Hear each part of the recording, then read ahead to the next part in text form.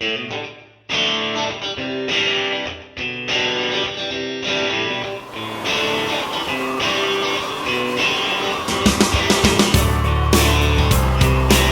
spüre meine Finger nicht mehr. Tobias, du bist auf Position!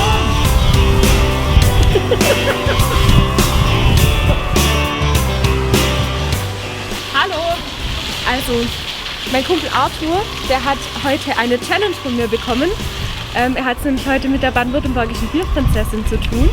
Wir sind gerade vor der Fischersbrauerei und im Fokus der Challenge steht das Heinerle, ein untergäriges Vollbier.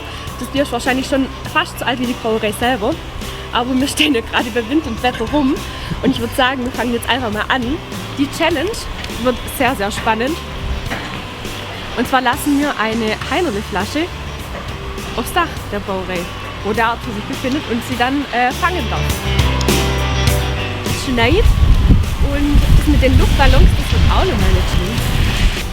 Also, ich werde jetzt gleich die Flasche loslassen und dann muss unser Fisherman da oben sein anderes Heldentum aufbringen, um die Flasche fangen.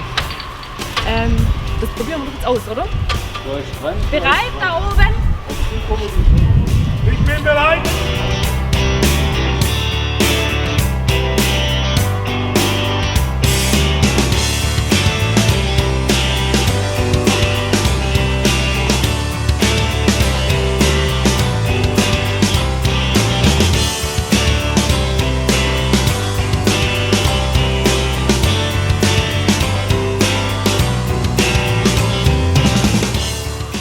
Die Heinerle-Flasche davor bewahrt, in den Himmel aufzusteigen.